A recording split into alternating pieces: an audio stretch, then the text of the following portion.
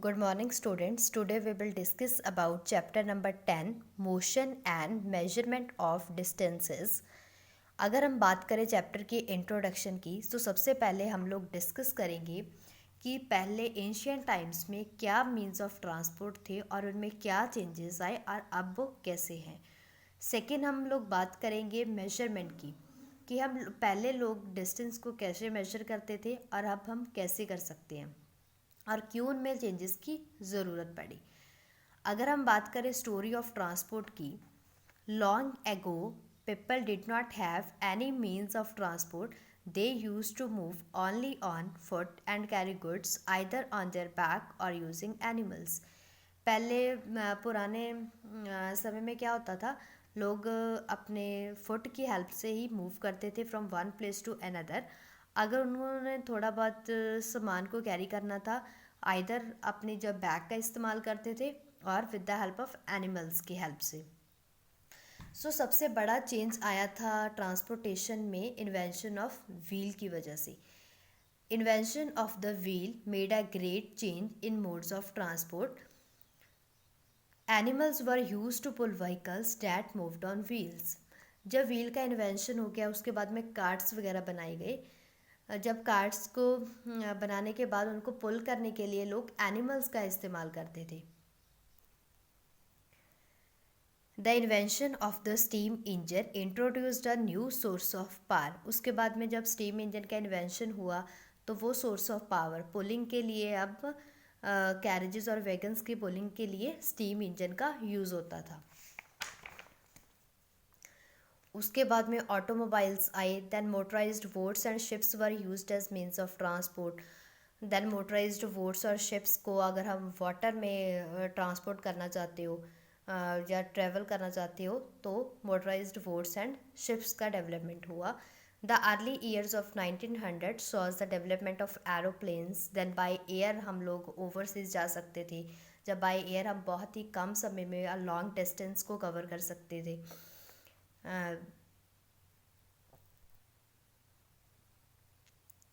These were later improved to carry the passengers and goods. Then उसके बाद में उसकी डेवलपमेंट होती गई। तो अगर हम जो बहुत ज़्यादा डिस्टेंस है, जैसे हम ओवरसीज जा सकते हैं with the help of aeroplanes, बहुत ही मतलब कम समय में हम लॉन्ग डिस्टेंस को कवर कर सकते हैं। देन इलेक्ट्रिक ट्रेन्स आए, monorail, supersonic aeroplanes and spacecraft are some of the 20th century contributions. ये 20th सेंचुरी की डेवलपमेंट है। इलेक्ट्रिक ट्रेन्स वगैरह बहुत ही फास्टेस्ट मीन्स है ट्रांसपोर्ट का और ट्रेवलिंग का। नेक्स्ट हम बात करते हैं मेजरमेंट्स की। सम मेजरमेंट्स। एक्टिविटी 1 है work in groups and each of you do this activity one by one using your foot as a unit of length. Measure the length and breadth of the classroom. It is possible that while measuring these, you may find some part means to be measured as it is smaller than your foot. आपको क्या करना है, अगर आप table 10.1 को देखो, name of the student, यहाँ पे जो भी स्टूडेंट मेजरमेंट कर रहा है उसका नेम लिखना है, लेंथ ऑफ द क्लासरूम यहाँ पे लेंथ लिखनी है और यहाँ पे विड्थ लिखनी है। आपको क्या करना है, जो आपका फुट है उसको यूनिट ऑफ लेंथ मानना है और उसकी हेल्प से आपको क्लास की जो लेंथ है वो भी पता करनी है और जो विड्थ है वो भी पता करनी है। जब आप वो पता कर लोगे तो आपको यहाँ पर लिखना है उसको, यहाँ पर लेंथ लिखोगे, यहाँ पर विड्थ लिखोगे। आपके बाद में 2 और स्टूडेंट्स हैं, वो भी सेम प्रोसीजर से लेंथ और विड्थ का पता करेंगे। ठीक है। देन एक्टिविटी 2 में work in a group and each of you see your hand span as a unit of measure the width of a table और a desk in the classroom. अब जैसे अपने एक्टिविटी 1 में फुट को unit of length मानकर length और width class की पता की थी, इन द सिमिलर वे अब आप हैंड स्पेन है, ऐसे हैंड स्पेन की हेल्प से आप जो विड्थ है डेस्क की उसको मेजर करोगे। जब आपने मेजर कर लिया तो ऐसे ही ये टेबल 10.2 में आप लिखोगे who major the width of the table, किसने मेजर की उसका नेम लिखोगे, नंबर ऑफ हैंड स्पेन्स, वो कितने हैंड स्पेन आए।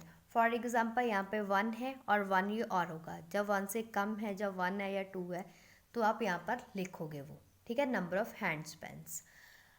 अब आप देख सकते हो, we see that measurement means the comparison of an unknown quantity with some known quantity. This known fixed quantity is called the unit. अब देखो, टेबल, दोनों टेबल्स और दोनों एक्टिविटीज़ में क्या डिफरेंस है. पहले आपको फुट की हेल्प से मेजर किया था आपने लेंथ और विड्थ को क्लासरूम की, तो यहाँ पर जो आपका यूनिट ऑफ लेंथ था वो क्या था, फुट था. लेकिन अगर आप एक्टिविटी सेकंड में देखो तो जो आपका यूनिट ऑफ लेंथ है वो आपकी हैंड स्पैन है. ठीक है, यहाँ पर भी आप डिस्टेंस को मेजर कर रहे हो और वी कैन से यहाँ पर आप विड्थ को मेजर कर रहे हो, और यहाँ पे भी आपने लेंथ और विड्थ को मेजर किया था. बट ये यूनिट ऑफ लेंथ है यहाँ पर क्या था, फुट, और सेकंड में था हैंड स्पैन. तो आप यहाँ पर एक तरह का कंपैरिजन है नोन और अननोन में. अब ये डेफिनेशन अगेन एक बार रीड करो. Measurement means the comparison of an unknown quantity with some known quantity. This known fixed quantity is called the unit. Unit वो चीज़ है जिसके साथ हम मेजर करते हैं. For example again I repeat, here is the hand span is the unit of length. But in the activity 1 यहाँ पर हमने with the help of foot, ठीक है, फुट की हेल्प से हमने मेजर किया था लेंथ और विड्थ. तो यहाँ पर एक्टिविटी 1 में जो हमारा यूनिट था वो फुट था. ठीक है, the result of a measurement is expressed in 2 parts. जो रिजल्ट है किसी भी मेजरमेंट का वो आप 2 पार्ट्स में एक्सप्रेस करते हो. The other part is the one part is the number. जो फर्स्ट पार्ट है उसका नंबर होगा, and the other part is the unit of the measurement. For example, if in activity 1 the length of the room is found to be 12 length of your foot, then 12 is the number and foot length is the unit selected for the measurement. अब क्या है, for example जो इन्होंने आपको देखा है, पहले हमने लेंथ और विड्थ को मेजर किया था. जो आपके रूम की लेंथ है वो आई थी 12 लेंथ ऑफ योर फुट, आपके फुट की 12 लेंथ के बराबर. तो जो 12 है वो क्या है, नंबर है, और जो फुट लेंथ है यहाँ पर यूनिट है.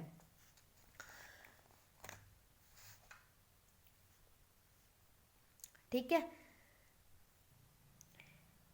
आई अगेन रिपीट, जब भी आपको किसी भी मेजरमेंट का रिजल्ट एक्सप्रेस करना है तो आप किसकी फॉर्म में करोगे, एक नंबर होगा और सेकंड उसका जो यूनिट है वो होगा. फॉर एग्जाम्पल आपने एक्टिविटी 1 में लेंथ ऑफ रूम को मेजर किया, उसको नोट किया.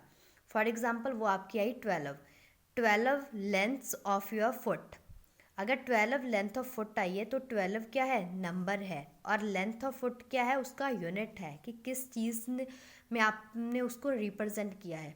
For example in the next case जो विड्थ ऑफ डिस्क था, अगेन उसमें भी आप ऐसे ही रिप्रेजेंट करोगे. पहले यहाँ पर लिखोगे नंबर, कितने हैंड स्पैन हैं वो मैंने डैश डाला है, वो जितना भी आपका मेजर आएगा आप लिख सकते हो.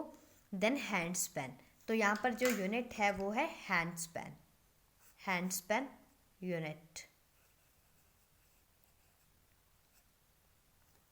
इस केस में foot length of foot unit था और इस केस में हैंड स्पैन यूनिट है. ठीक है, ऐसे आप उसको एक्सप्रेस करते हो रिजल्ट को. हाँ जी, अब आपने जो भी मेजरमेंट किया टेबल 10.1 में और टेबल 10.2 में, 3 स्टूडेंट्स ने यहाँ पर मेजरमेंट की है और 3 ने ही यहाँ पर 4 रोज़ है तो 4 ने जो मेजरमेंट का रिज़ल्ट है वो 4 स्टूडेंट्स का है. अब आप देखोगे कि जो यहाँ पर 3 मेजरमेंट्स हैं उनका जो रिज़ल्ट होगा वो स्लाइटली डिफरेंट होगा फ्रॉम वन अनदर. क्यों डिफरेंट होगा, बिकॉज सभी के जो फुट का साइज़ है वो डिफरेंट है. The foot size is not same for every student, so it is slightly vary from student to student. Same here in the case of the hand span. अब सभी के हैंड का size भी slightly different है एक दूसरे से, तो यहाँ पे भी जो रिज़ल्ट है वो एग्जैक्टली एक दूसरे से मैच नहीं करेंगे. Then we see therefore that some standard units of measurement are needed that do not change from person to person. इसीलिए हमें ज़रूरत पड़ी कि हमारे पास कोई स्टैंडर्ड यूनिट ऑफ मेजरमेंट होना चाहिए जो पर्सन टू पर्सन वेरी ना करे. ठीक है, For this, in 1790, the French created a standard unit of measurement called the metric system. 1790 में ऐसा ही सिस्टम एक क्रिएट हुआ था, that are called the metric system. For the sake of the uniformity, scientists all over the world have accepted a set of standard units of measurement. जिस system को all around the world scientist ने means all around the world उस चीज़ को माना. The system of units now used is known as the international system of units. जिस system को हम अब बोलते हैं एसआई सिस्टम और the international system of units. इस सिस्टम के अकॉर्डिंग जो यूनिट ऑफ लेंथ है that is a metre. Metre जो एसआई यूनिट है लेंथ का. देन आप मीटर स्केल देख सकते हो फिगर 10.6 में. यहाँ पर आपको मीटर स्केल दिखा रखा और एक 15 सेंटीमीटर स्केल जो आपके ज्योमेट्री बॉक्स में होता है उसकी भी आपको जो पिक्चर है वो दिखा रखी है. Each metre M is divided into 100 equal divisions called centimetre. हर एक जो मीटर है 1 मीटर को डिवाइड किया 100 इक्वल डिविजन्स में, ताकि जो हर एक स्मॉल पार्ट है वो 1 सेंटीमीटर के बराबर है. Then 1 metre is equals to 100 of centimetres. अब जो 1 सेंटीमीटर है उसको अगेन 10 पार्ट्स में डिवाइड कर दिया, आगे 10 पार्ट्स में डिवाइड कर दिया, so that each part is equals to 1 mm. So 1 centimetre is equals to 10 mm और 10 millimeter. For measuring the larger distances, meter is not a convenient unit. We define a larger unit of length. It is called a kilometer.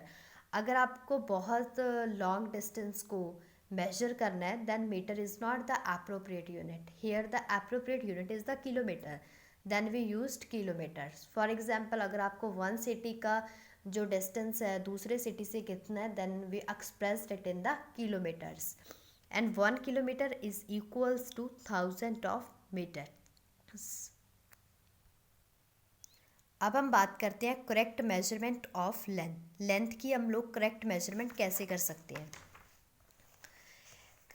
Correct measurement करने के लिए आपको कुछ points हैं जिनका ध्यान रखना होगा. सबसे पहला पॉइंट है place the scale in contact with the object along its length as shown in figure. आपको लेंथ फाइंड करनी है तो आपको स्केल है वो अलॉन्ग द लेंथ ही रखना है, ठीक है. और आपको जो स्केल है वो बिल्कुल स्ट्रेट रखना है, उसको स्लाइटली भी थोड़ा बहुत भी टेढ़ा नहीं करना. आपका सेकंड पॉइंट है in some scales the ends may be broken, you may not be able to see the zero mark clearly.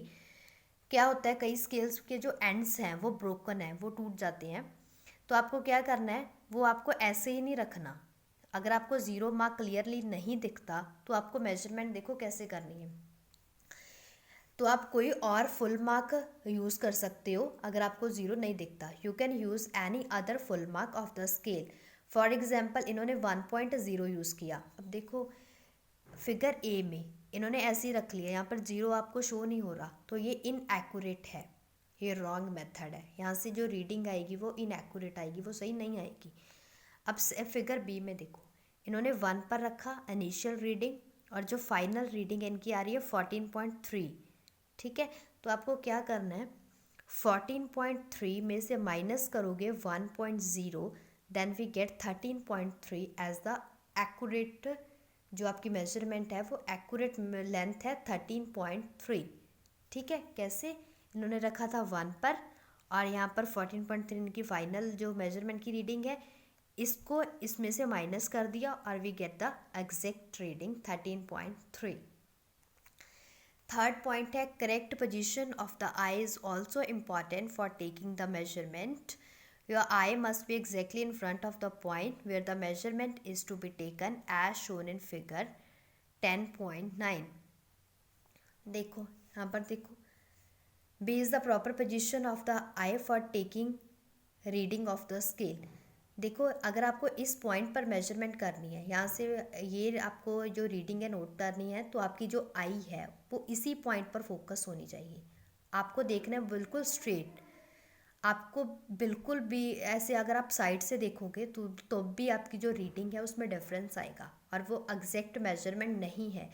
तो यहाँ से भी आपको देखना है, जिस भी पॉइंट पे आपको मेजरमेंट करनी है वो आपके आई के बिल्कुल सामने होना चाहिए, ठीक है, in front of you. Then activity 3 में क्या करना है आपको, measure the height of your classmate using the hand span and then using a metre scale. For this ask your classmate to stand with his back against a wall, make a mark on the wall exactly above his head. Now measure the distance from the floor to this mark on the wall with your handspan and then with the meter scale. क्या करना है आपको, आपके classmate की height note करनी है, कैसे उसको बिल्कुल उसकी बैक है जो वॉल के साथ उसको खड़ा करने को बोलना है। देन क्या करना है, वो मार्क नोट कर लेना जब जहाँ तक उसका हेड है, ठीक है। अब आपको उसको डिस्टेंस को मेजर करना है फ्लोर से लेकर उसके हेड के मार्क तक, ठीक है। सबसे पहले आप मेजर करोगे हैंड स्पैन की हेल्प से, ठीक है, then height in centimetre, then आप मीटर स्केल की हेल्प से जो हाइट है वो मेजर करोगे। 4 स्टूडेंट्स ने, अलग अलग स्टूडेंट्स ने ये नोट करना है, ठीक है। यहाँ पर लिखोगे हैंड स्पैन से कितनी हाइट आई, यहाँ पर लिखोगे जो मीटर स्केल से वो कितनी हाइट आई। जब आपके जो आप नोट करोगे 4 के 4 स्टूडेंट, उसके बाद में आप देखोगे कि जो थर्ड कॉलम के रिजल्ट्स हैं, जो थर्ड कॉलम की रीडिंग्स हैं, वो एक दूसरे से मैच करेंगी, exactly they are the same. But जो आपका कॉलम नंबर 2 है, जहाँ पर आपको हैंड स्पैन की हेल्प से हाइट को मेजर करना है, वो सेम नहीं होगा, उसमें थोड़ा बहुत जो डिफरेंस है वो आएगा। वो क्यों आएगा, क्योंकि जो हैंड स्पैन है वो सभी स्टूडेंट्स के डिफरेंट है। अब आपके हैंड का साइज़ डिफरेंट है, डेट्स वाई जो इस मेजरमेंट है, ये 4 मेजरमेंट्स हैं, वो क्लोज हो सकती हैं एक दूसरे की, लेकिन उसमें थोड़ा बहुत डिफरेंस आएगा, बिकॉज जो हैंड साइज़ है वो वेरी करता है फ्रॉम स्टूडेंट टू स्टूडेंट और फ्रॉम पर्सन टू पर्सन।